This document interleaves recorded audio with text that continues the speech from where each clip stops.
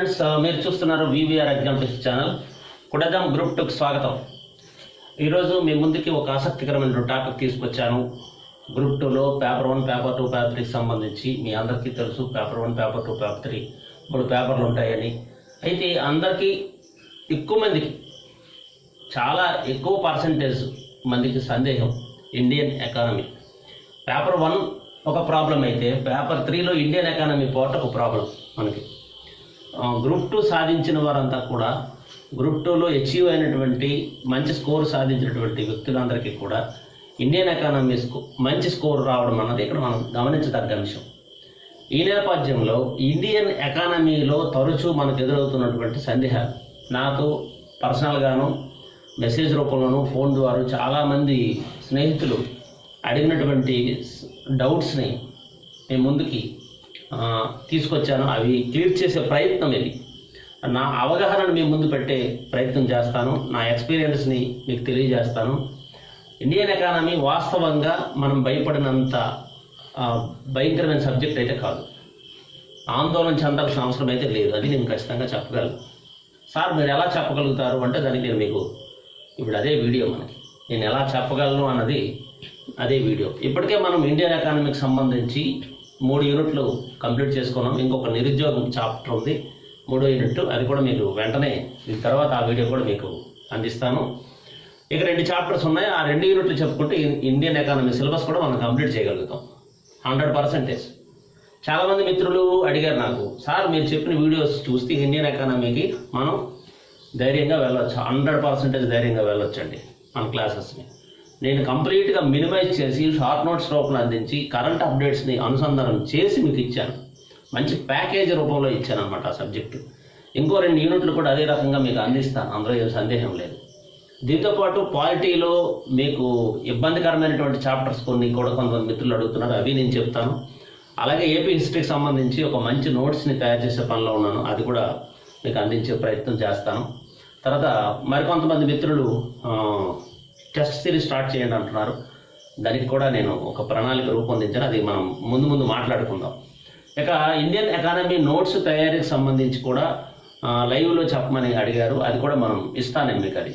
అయితే ఈరోజు టాపిక్ ఏంటంటే మన మిత్రులకి ఇండియన్ ఎకానమీలో తరచూ ఎదురయ్యే ప్రశ్నలు కొన్ని, సందేహాలు కొన్ని, సబ్జెక్ట్ చదివినంతసేపు ఎదురయ్యే ఇబ్బందులు కొన్నిటిని మేము ముందు క్లియర్ చేయడానికి వీడియో తెచ్చాం. రైట్, వీడియోలోకి వెళ్దాం. మొదటి ప్రశ్న అంటే మనకు తరచూ ఎదురయ్యే ప్రశ్నలే మీకు ఇక్కడ క్లియర్ చేద్దామని. డేటా ఎంత మేర నేర్చాలి? ఇండియన్ ఎకానమీ అంటేనే డేటాతో ముడిపడి ఉంటుంది అన్నమాట. ఎక్కువ డేటా ఉంటుంది. ఇండియన్ ఎకానమీ కానీ ఏపీ ఎకానమీ కానీ ఈ పేపర్ 3 అన్నది డేటాతో ముడిపడి ఉంటుంది. మిగతా పేపర్లతో కంపేర్ చేస్తే అత్యధిక డేటా ఉంటుంది. అది ఎంత మేర నేర్చాలి అన్నది ఒక పెద్ద సందేహం.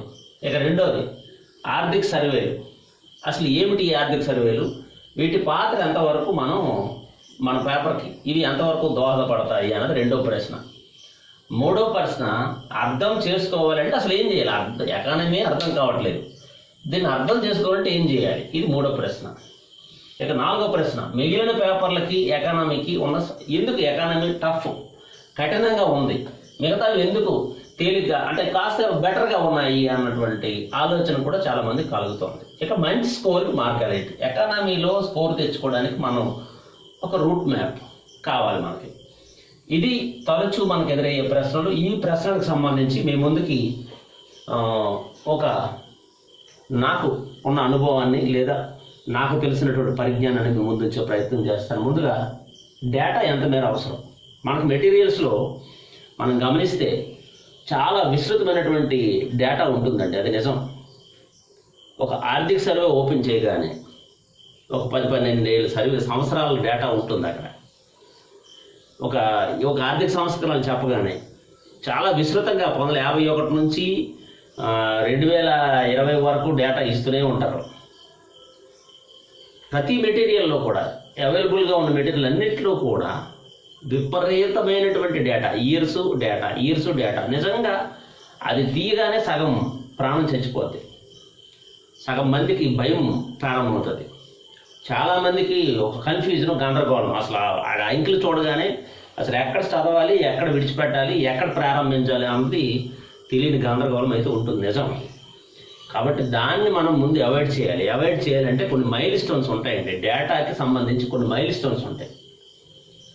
ఏంటి ఆ మైల్ స్టోన్స్? ఒకటి మనకు స్వాతంత్రం ముందు, స్వాతంత్రం తర్వాత.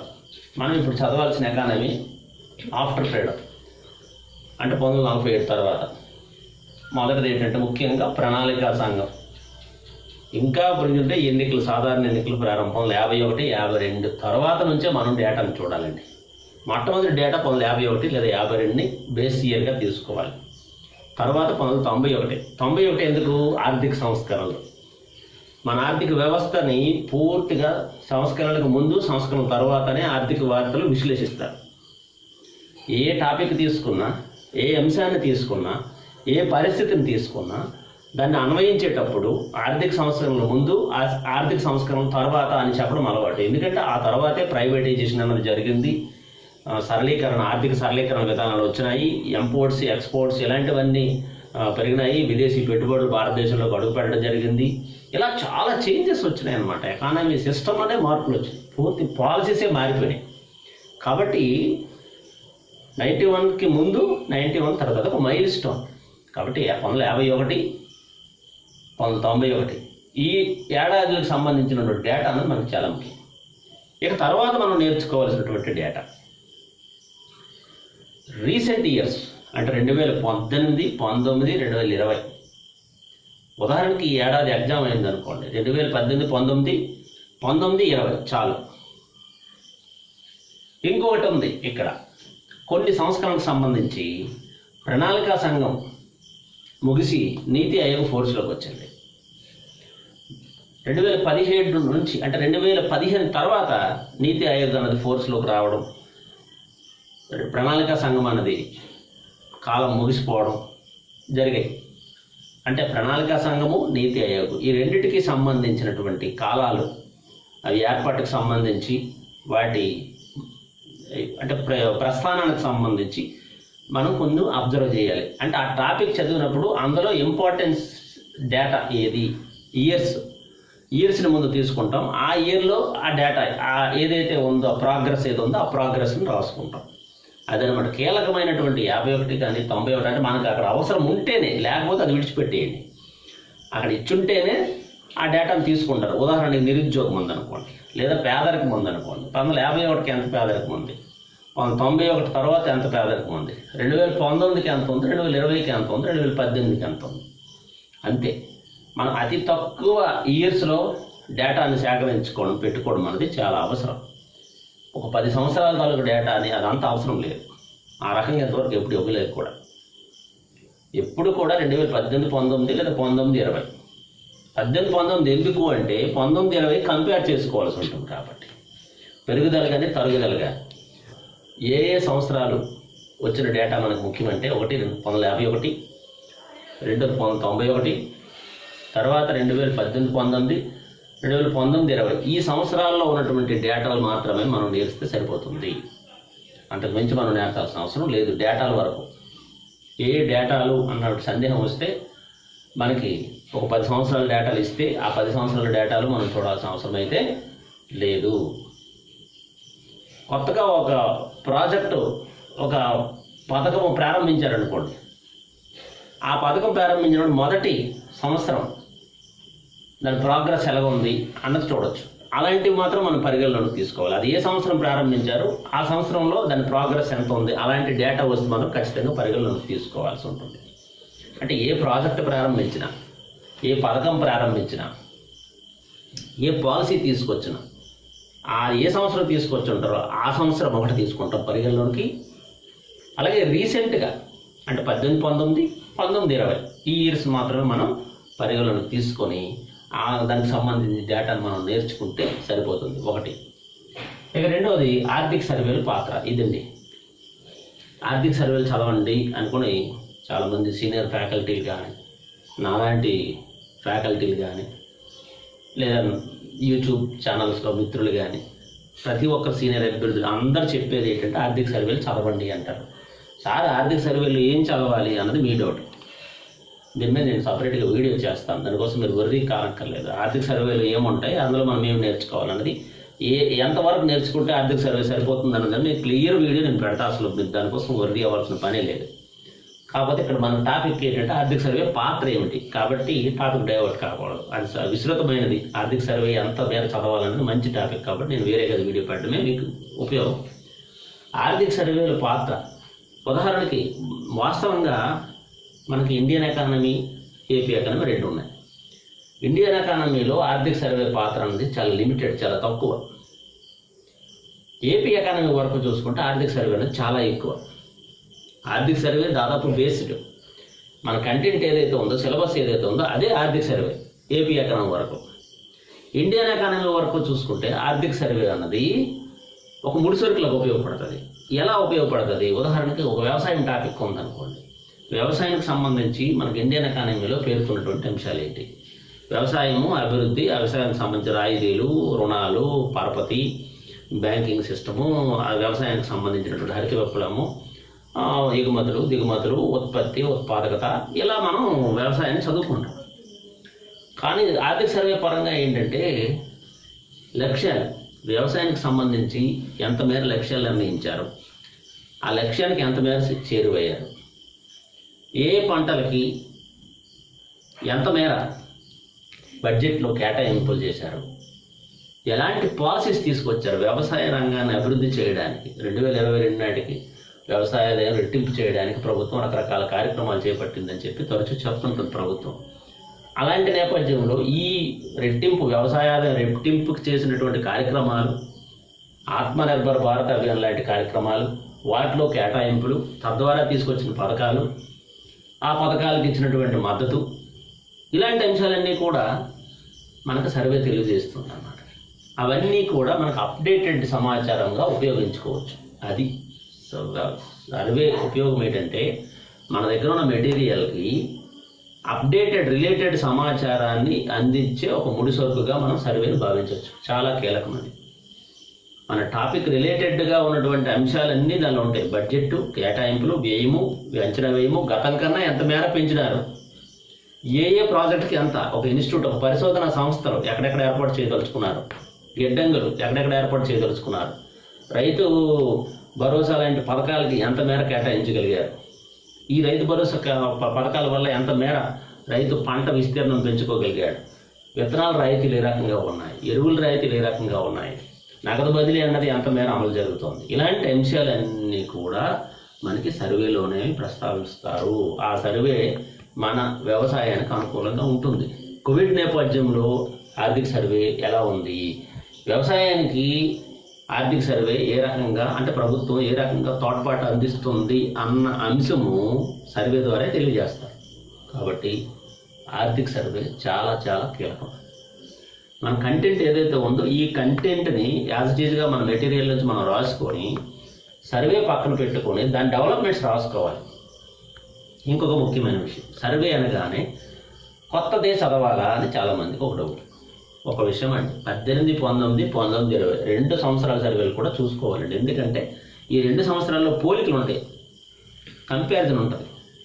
అప్పుడు కేటాయించింది, తర్వాత కేటాయించింది, అప్పుడు అందించిన మద్దతు, తర్వాత అందించిన మద్దతు, అప్పుడు లభించినటువంటి ప్రతిఫలాలు, ఆ తర్వాత లభించినటువంటి ప్రతిఫలాలు, ప్రయోజనాలు, లబ్ధి ఎలాంటి లబ్ధి జరిగింది వ్యవసాయ రంగానికి, అన్ని అంశాలన్నీ కూడా ఒరిజినల్ దాని తల కంటిన్యూషన్ అనమాట. అంతకు ముందు సంవత్సరానికి సంబంధించిన కంటిన్యూషన్ అనేది నెక్స్ట్ ఇయర్కి ఉంటుంది. కాబట్టి ఆ 2 ఏళ్ళు సంబంధించి ఒక టాపిక్ మనం వ్యవసాయం అనగానే మనం Indian economy, AP economy, Indian geography, AP geography ఎప్పుడైతే ఒక దగ్గర నోట్స్ రాసుకుంటామో అదే సమయంలో ఆర్థిక సర్వే, ఇండియన్ ఆర్థిక సర్వేలోను ఏపీ ఆర్థిక సర్వేలోను కూడా ఈ వ్యవసాయానికి సంబంధించినటువంటి రిలేటెడ్ అంశాలను తీసుకొచ్చి అక్కడ మనం పొందుపరచగలగాలి. అప్పుడు దాన్ని పెర్ఫెక్ట్గా తయారవుతుంది, మనకు ఎలాంటి సందేహాలు ఉండవు, ఒక సమగ్రమైన అవగాహన ఏర్పడుతుంది. అది సర్వే పాత్ర. సర్వే మనకు ఆ రకంగా ఉపయోగపడుతుంది. వ్యవసాయ రంగం అయింది, పారిశ్రామిక రంగం, పరిశ్రమలకు సంబంధించినటువంటి ఊతం, చిన్న తరహా పరిశ్రమలకు సంబంధించిన చేసిన చట్టాలు, పెద్ద తరహా పరిశ్రమలకు ఇచ్చినటువంటి రాయితీలు, పెట్టుబడుల ఉపశమనంలో ప్రభుత్వం తీసుకున్న చర్యలు, పెట్టుబడి ఉపశమనంలో లక్ష్యాలు, వాటికి సంబంధించినటువంటి గత ఏడాది అంతకు ముందు సంవత్సరం ఎంత లక్ష్యం, ఎంత నెరవేరింది, ఈ సంవత్సరం ఎంత లక్ష్యం ఉంది, ఏ పరిశ్రమల్లోనూ పెట్టుబడులు ఉపశమనం అందించుకుంటారు. ఇలాంటి అంశాలు మన మెటీరియల్లో పూర్తి స్థాయిలో ఉండదు. ఇది సర్వేలో మాత్రమే ఉంటుంది. సర్వేలో తీసుకొచ్చి మనం మన మెటీరియల్లో మన నోట్స్లో చొప్పించుకోవాలి. అది సర్వే. సేవారంగం సంబంధించి కూడా మన మెటీరియల్లో బ్యాంకింగ్ వ్యవస్థ, బ్యాంకింగ్ సిస్టమ్ ఎలా పనిచేస్తుంది, బ్యాంకింగ్ టెర్మినాలజీ, రైతులకు అందించినటువంటి మద్దతు, లేదా ప్రాథమిక రంగాలు, ద్వితీయ రంగాలు, పరిశ్రమలకు అందిస్తున్నటువంటి మద్దతు, లేదా ఇలా రకరకాల కార్యక్రమాలు, విలీనాలు, ఇలా చాలా అంశాలు ఉంటాయి. ఇవన్నీ మనం మెటీరియల్లో చదివేయచ్చు.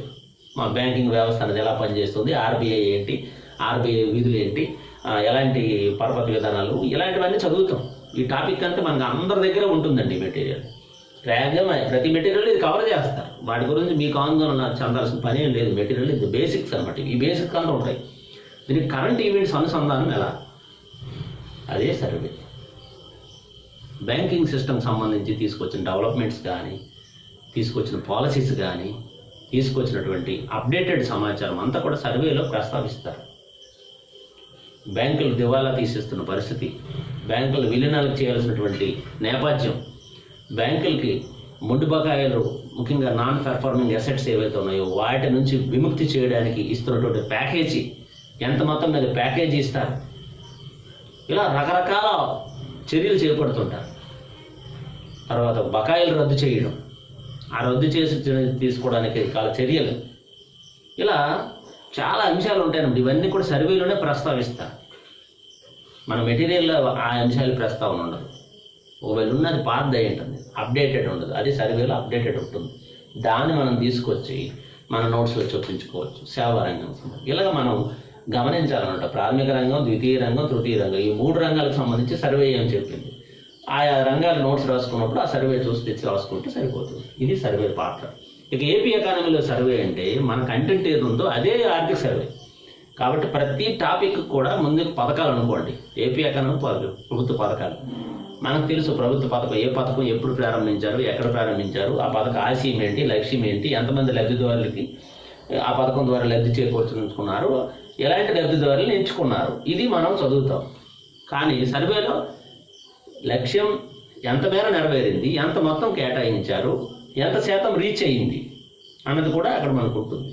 నెక్స్ట్ ఇయర్ ఎంతవరకు దాన్ని విస్తరించాలనుకుంటున్నారు, ఎంత శాతం మందికి న్యాయం చేయదలుచుకున్నారు, అందించాలనుకున్నారు అన్న అంశాలు అందులో ఉంటాయి. అవన్నీ మళ్ళీ మనం అప్డేట్ చేసుకోవచ్చు. ఇది ఏపీ ఎకానమీ సర్వేకి సంబంధించి. ఇక్కడ కూడా మొత్తం ప్రాథమిక, ద్వితీయ, తృతీయ రంగాలకు సంబంధించిన మన టాపిక్స్ ఏవో ఉన్నాయో అవే టాపిక్స్ని రిలేటెడ్గా ఎకానమీ సర్వే ఉంటుంది. బడ్జెట్ ఉంటుంది. మన ఏపీ ఎకానమీ సర్వేతో పాటు బడ్జెట్ కూడా మనం బాగా చూడాల్సి ఉంటుంది. కేటాయింపులు, ఫలితాలు, ప్రయోజనాలు, ఇలా 3 భాగాలుగా విభజించుకొని మనం నోట్స్ తయారు చేసుకోగలగాలి. మనం ఇండియన్ ఎకానమీ నోట్స్ తయారీకి సంబంధించి మనం ఒక క్లాస్ చెప్పుకున్నాం. రైట్. ఇక అర్థం చేసుకోవాలంటే ఏం చేయాలి, ఇదండి. చాలామందికి ఇండియన్ ఎకానమీ అర్థం కాదు. అంటే ఇక్కడ ఆర్ట్స్ గ్రూప్ అనో సైన్స్ గ్రూప్ అనో కాదండి. చాలామంది నాన్ ఆర్ట్స్ అంటే ఇంజనీరింగ్, సైన్స్ బ్యాక్గ్రౌండ్ ఉన్న వాళ్ళు కూడా ఎకానమీ అర్థం కాదు అని అనుకోవడానికి లేదు. ఆర్ట్స్ బ్యాక్గ్రౌండ్ ఉన్న వాళ్ళకి కూడా ఎకానమీ అర్థం కావడం లేదంటే ఒకటి వస్తుంది ఇప్పుడు మనకి. ఎందుకు అంటే ఇది ఎకానమీ, ఇది సిద్ధాంతపరమైనది కాదండి. మనకు సబ్జెక్టు, మనకున్న టాపిక్స్ కానీ, మనకున్న సిలబస్ కానీ ఇది సిద్ధాంతపరమైనది కాదు. కాంటెంపరీ అంటే ప్రస్తుత వ్యవస్థకు సంబంధించినటువంటి అంశాలు మేళవింపు అనమాట. ఇక్కడ అది గమనించాలి. సిద్ధాంతపరమైన కాన్సెప్ట్ ఓరియంటెడ్, సిద్ధాంతపరమైనది పెట్టుకోండి, అది వేరు. ఎవరో సబ్జెక్ట్ ఎక్స్పర్ట్స్ ఆ సబ్జెక్ట్లో వాళ్ళు రీసెర్చ్ చేసిన వాళ్ళు లేదా పోస్ట్ గ్రాడ్యుయేషన్ చేసిన వాళ్ళు చదివిన సబ్జెక్టు వేరు. కానీ ఇక్కడ మనకున్నది బేసిక్స్ అంతా అదే కావచ్చు, కానీ రిలేటెడ్ ఏంటంటే సిస్టానికి సంబంధించి ప్రస్తుత ఆర్థిక వ్యవస్థకు సంబంధించిన అంశాలు మేళవింపు అనమాట మన సిలబస్. చాలా అద్భుతమైనటువంటి సిలబస్ ఇది. ముందు సిలబస్ని అర్థం చేసుకోవాలి. సిలబస్ని అర్థం చేసుకుంటే సబ్జెక్ట్ అర్థమవుతుంది. సిలబస్ని అర్థం ఎలా చేసుకోవాలి? ఎకానమీ అంతా మనం గమనిస్తే ప్రతి చాప్టర్లో కూడా కొన్ని పదజాలాలు ఉంటాయి, టెర్మినాలజీలు ఉంటాయి. ఈ పదజాలాల మీద అవగాహన పెంచుకోవాలి. ఆ పదానికి గల అర్థం, ఏ ఉద్దేశంతో ఆ పదాన్ని ఉపయోగించాలి, తెలుగులోను ఇంగ్లీష్లోను నీట్గా రాసుకోవాలి. పదజాలాలన్నీ నీట్గా ఆ కాన్సెప్ట్లో, ఆ పాఠంలో, ఆ చాప్టర్లో వచ్చిన పదజాలం అంతా ఒక దగ్గర రాసుకొని దానికి సంబంధించినటువంటి వివరణ అంతా కూడా, ఆ పదజాలం సంబంధించిన వివరణ కూడా నీట్గా రాసుకొని ఆ పదజాలానికి సంబంధించిన అర్థాన్ని తెలుసుకోగలగాలి. ఫస్ట్ అవగాహన మన బేసిక్ నుంచి వెళ్ళాలండి. ఎకానమీకి బేసిక్ నుంచి వెళ్ళాలి. జాతీయ ఆదాయం అంటే ఏమిటి? జాతీయ ఆదాయం నేషనల్ ఇన్కమ్ అది కాదు. జాతీయ ఆదాయం దేన్ని అంటారు? స్థూల దేశీయోత్పత్తి, స్థూల జాతీయోత్పత్తి, నికర జాతీయోత్పత్తి, ఇలాంటి పదజాలాలు ఉంటాయన్నమాట. Repo rate, reverse repo rate, ద్రవ్యం, ద్రవ్యోల్పణం, అదనమాట పదజాలాలు. మనకి ఎకానమీలో ఉన్నటువంటి పదజాలాలన్నీ ప్రతి పేజీలో మీకు అర్థమైందని ఆత్మసంతృప్తి చెందొద్దు. అర్థం కాని ప్రతి పదజాలాన్ని రాసుకోండి. దాని పక్కన దాని అర్థాన్ని, ఒరిజినల్ అర్థం మెటీరియల్స్లో చాలా వరకు ఉంటుంది. లేకపోయినా నేను మన క్లాసెస్లో నేను మ్యాక్సిమం చెప్పాను. ప్రతి పదజాలానికి అర్థం చెప్తున్నాను కూడా. ఇంకా మిగతా చాప్టర్స్లో కూడా చెప్తాను. రెండవది విశ్లేషించాలండి. ఎకానమీని మనం చేయాల్సిన మొట్టమొదటి పని విశ్లేషణ. ఏంటి విశ్లేషణ? వి ఆకారపు ఆర్థిక వ్యవస్థ అని చెప్పి సర్వే చెప్పింది. అసలు ఏమిటి వి ఆకారపు సర్వే? విలో చెప్పాల్సిన అంశాలు ఏంటి? వి ఎందుకు వాడారు? వికి మరి డబ్ల్యూ ఎందుకు కాకూడదు? ఏ ఎందుకు కాకూడదు? వై ఎందుకు కాకూడదు? వీనే ఎందుకు వాడాలి? ఇలా మనం ఎనాలిసిస్ చేయాలండి. భారత రూపాయి పతనం చెందింది అంటారు. భారత రూపాయి పతనం అని ఎలా చెప్పగలిగారు? అమెరికా డాలర్తో పోలిస్తే. అవునండి, భారతదేశంలో మనం ఆర్బీఐ ముద్రించిన మన రూపాయిని మన కరెన్సీని మనం ఉపయోగిస్తున్నప్పుడు అమెరికా డాలర్తో ఎందుకు పోల్చాలి? మేము ఆస్ట్రేలియా డాలర్తో పోల్చకూడదా? ఇరాక్ దేనార్తో పోల్చకూడదా? ఇంకా వేరే కంట్రీ ఇప్పుడు ఇంగ్లాండ్ పౌండ్తో పోల్చకూడదా? ఇలా వేరే కంట్రీస్ తాలూకు ఎందుకు పోల్చకూడదు? అమెరికా డాలర్ ఏంటి మనకు గొప్ప? అది రావాలండి. ఆ ఎనాలిసిస్ రావాలి. చదివినంతసేపు అలాంటి అంశాలు వస్తుంటాయి మనకి ఎకానమీలో. భారత రూపాయి ఈ టైంలో ఎంత పతనం చెందింది, లేదంటే మనం మూల్యహీనీకరణ చేసామంటే రూపాయి విలువను తగ్గించామని చెప్తారు. అసలు ఎందుకు తగ్గించారు? తగ్గించడం అంటే ఏంటి? రూపాయి విలువ తగ్గించడం అంటే ఏంటి? రూపాయి 10 రూపాయలు అంటే 10 రూపాయలే ఉంటుంది కదా. అందరూ తగ్గించారంటే ఏంటి? అంటే 10 రూపాయలకు రావాల్సిన వస్తువు 20 రూపాయలకు వస్తుంది. 20 రూపాయలకు రావాల్సిన వస్తువు 40 రూపాయలకు వస్తుంది. విలువ తగ్గించడం. అసలు ఎందుకు అలా చేయాల్సి వచ్చింది? ఏమిటి మూల్యహీనీకరణ? ఇలాంటి అంటే దాన్ని మనం చదివేయకుండా అలా ఒక వాక్యం రాగానే మూల్యహీనీకరణ చేశారు అనేస్తే అక్కడ చదివేసి వదిలేయకూడదు. మూల్యహీనీకరణ అనే పదానికి గల అర్థం ఏమిటి? ఎందుకు ఆ పదం వాడారు? రూపాయిని తగ్గించాల్సిన అవసరం ఏమొచ్చింది? అమెరికా డాలర్ తోటే మనం ఎందుకు పోల్చాలా? ఆస్ట్రేలియా డాలర్తో పోల్చొచ్చు కదా, ఎందుకు పోల్చకూడదు? ఇలా మనం ఎనాలిసిస్ చేసుకుంటే ఆ అంశానికి సంబంధించిన సమగ్రమైనటువంటి అవగాహన మనకు అక్కడ వస్తుంది. మనం ఎకానమీ చదివేటప్పుడు చేసే పెద్ద తప్పు ఏంటంటే దాన్ని ఉన్నట్టుగా అలా చదువుకుంటూ పోతాం, స్కిప్ చేస్తాం అనమాట. అక్కడికి అది వెళ్ళిపోతాం, దాటుకుంటూ వెళ్ళిపోతాం. కానీ అది ఎందుకు అలా అనే ప్రశ్న అనేది అరైజ్ చేసుకోవాలి. మనం దాన్ని క్లియర్ చేసుకోవాలి. సీనియర్ మిత్రులతోనో, సీనియర్ ఫ్యాకల్టీలతోనో, మన మెటీరియల్లోనో ఎక్కడో ఒక దగ్గర దానికి సంబంధించిన కంక్లూజన్ అనేది ఉంటుంది. అవగాహన పెంచుకోవడానికి ఇది ఒక మంచి మార్గం. అంటే అక్కడ వచ్చిన లైను యాజిటీజ్గా చదివేయకుండా, యాజిటీజ్గా ఇచ్చేసేయకుండా తలసరి ఆదాయం, జాతీయ ఆదాయం కన్నా తలసరి ఆదాయమే ప్రామాణికం. ఏమిటి తలసరి ఆదాయం అంటే ఏంటి? తలసరి ఆదాయాన్ని మనం ఎలా ప్రామాణికం అనుకుంటాం? జాతీయ ఆదాయానికి తలసరి ఆదాయానికి తేడా ఏంటి? రెండు ఆదాయాలనే ఉన్నాయి కదా, జాతీయ, తలసరి. ఈ రెండింటి మధ్యన కంపారిజన్ ఏంటి? పోలిక ఏంటి? అది అలా విశ్లేషించాలి. విశ్లేషించుకుంటూ చదవాలి. చదివేటప్పుడు విశ్లేషణ అన్నది అవసరం. ఆ టాపిక్లో ప్రస్తావించిన అంశాల మీద మనం ఒక విశ్లేషణ చేసుకుంటూ చదవగలిగితే అపారమైనటువంటి అవగాహన ఏర్పడుతుంది. అర్థం అవడానికి మనం ప్రయత్నం చేయాలన్నమాట. నేరుగా చదువుకుంటూ పోతే ఎప్పటికీ మనం సబ్జెక్ట్ నేర్చలేము. తర్వాత పోల్చడం అంటే ఏంటి? జనాభా చదువుతున్నాం. భారతదేశ జన సాంద్రత ఎంత ఉంది, మరి ఆంధ్రప్రదేశ్ ఎంత ఉంది? అక్కడ ఆలోచించాలి. అక్కడ దాంతో ఆంధ్రప్రదేశ్తో పోల్చాలి. జనాభా, మరణ రేటు, జనం రేటు ఆంధ్రప్రదేశ్తో పోల్చాలి. అలాగే శిశు మరణ రేటు, మాతృ మరణ రేటు, ఇలాంటివన్నీ ఉన్నాయి. అవన్నీ కూడా మన ఆంధ్రప్రదేశ్తో మార్చాలి. హైయెస్ట్ పాపులేషన్ ఉన్న రాష్ట్రం, హైయెస్ట్ పాపులేషన్ ఉన్న డిస్ట్రిక్ట్, హైయెస్ట్ లిటరసీ రేట్ ఉన్నటువంటి స్టేట్, హైయెస్ట్ లిటరసీ రేట్ ఉన్నటువంటి డిస్ట్రిక్ట్, లోయెస్ట్ లిటరసీ రేట్ ఉన్న స్టేట్, లోయెస్ట్ లిటరసీ ఉన్నటువంటి డిస్ట్రిక్ట్. ఇలా పోల్చడం అన్నమాట. ప్రతిదీ అక్కడ మనం అది చదవగానే వెంటనే ప్యారలల్గా ఏపీకి సంబంధించింది అంశాలు మనకు అక్కడ రావాలి, పోల్చుకోవాలి. ఇది ఒక రకమైన పోలి. ఇక రెండో రకం ద్రవ్యోల్పణం చదువుతాను. పాకే ద్రవ్యోల్పం అంటాడు, పరిగెత్తే ద్రవ్యోల్పం అంటాడు. అసలు ఏమిటి పాకడం, ఏమిటి పరిగెత్తడం ఏమిటి? పాకడానికి పరిగెత్తడానికి ఉన్న తేడా ఏంటి? పోల్చడం. ఈ రమ్మన్నాడు కంపారిజన్ అనేది చాలా ముఖ్యమండి. గత ఏడాది వ్యవసాయ మద్దతు ధర, వరికి ఎంత మద్దతు ధర ఇచ్చారు, ఈ ఏడాది ఎంత ఇచ్చారు, ఎంత మేర పెంచారు? ఉదాహరణకు 1100 మద్దతు ధర ఇచ్చారు అనుకుందాం, ఈ ఏడాది 1350 రూపాయలు ఇచ్చారు అనుకుంది. ఏ గ్రేడ్ వరి, ఏ గ్రేడ్ రకానికి గత సంవత్సరం 1100 రూపాయలు ఇచ్చారు, ఈ ఏడాది 1350 రూపాయలు ఇచ్చారు అని అనుకుందాం ఉదాహరణ. అంటే అంత గత ఏడాది 1100, ఈ ఏడాది 1350 చదివి సుదిరికూడదు. ఎంత మేర పెరిగింది? 100 రూపాయలు పెంచారా, 200 పెంచారా, 300 పెంచారా, ఎంత శాతం పెరిగింది, పెంచారు? ఇలాంటి అంశాలని మనం పోల్చుకుంటూ ఇక చదవాలండి. ప్రతి దగ్గర ప్రతి అంశం పోల్చడం అన్నమాట, అక్కడికక్కడే పోల్చేయాలి. గత ఏడాదికి ఈ ఏడాదికి వేసినప్పుడు పోల్చాలి, ఒక 2 అంశాలకు సంబంధించి వచ్చినప్పుడు పోల్చాలి, 2 డేటాలకు వచ్చినప్పుడు పోల్చాలి. ఇది పోలక.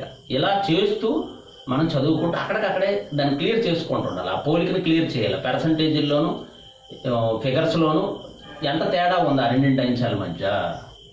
అలాగే ఇండియా, ఏపీ, భారతదేశంతో ఏపీ పోల్స్తూ ఏపీలో ఉన్నటువంటి అంశాలని ఇంటర్నల్గా పోల్చాలి, ఇండియాలో ఉన్నటువంటి అంశాలని ఇంటర్నల్గా పోల్చాలి. మరణ రేటు గత అంతకుముందు సంవత్సరం ఎంత ఉంది, ఈ సంవత్సరం ఎంత ఉంది, ఏపీలో ఎంత ఉంది, ఏపీలో గత సంవత్సరం ఎంత ఉంది, ఈ సంవత్సరం ఎంత ఉంది.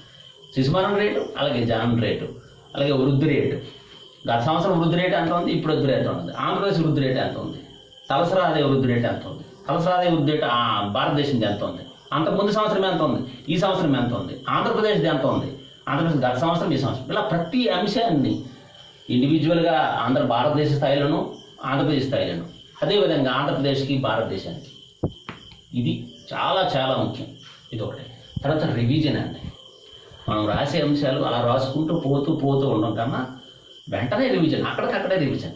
ఈరోజు ఒక 4 గంటలు 3 గంటల కాలం చదివాం, వెంటనే చదివిన అంశాలను రాసుకున్నవి మళ్ళీ ఒకసారి వెంటనే అలా చదవాలి. సందేహాలను నివృత్తి చేసుకోవాలి. క్లియర్ కాని అంశాలన్నింటినీ ఒక పక్కన రాసుకోవాలి. ఎవరికో అడిగి లేదా ఎక్కడో వెతికి సెర్చ్ చేసి దాన్ని క్లియర్ చేసేయాలి. అక్కడికి దాని సంగతి ఆ రోజు క్లియర్ అయిపోవాలి. అప్పుడు మనం నెక్స్ట్ టాపిక్కి వెళ్తాం. అంటే ఆ రోజుకి మనం ఏదైతే టాపిక్ టార్గెట్ పెట్టుకున్నామో అది కంప్లీట్ అయిన తర్వాత ఫుల్ఫిల్గా నోట్స్ రాసుకుని ఫుల్ఫిల్గా దాని మీద అవగాహన గ్రిప్ వచ్చిన తర్వాత నెక్స్ట్ టాపిక్కి వెళ్తాం. ఇందులో పెండింగ్ ఉన్న అంశాలన్నీ ఒక దగ్గర ఉంచాలి. మనకు అర్థం కానివి, తెలియనివి, విననివి, అసలు ఎప్పుడు చూడనివి, ఇలాంటి అంశాలు ఏవైనా కనిపిస్తే అవన్నీ ఒక దగ్గర రాసుకోవాలి. వాటి గురించి ఖచ్చితంగా మనం సెర్చ్ చేయాల్సిందే. ఇది ఇలా మనం ఇంకా మరికొన్ని అంశాలు ఉన్నాయి. వీటికి మరొక వీడియోలో మనం చూద్దాం. Thank you very much.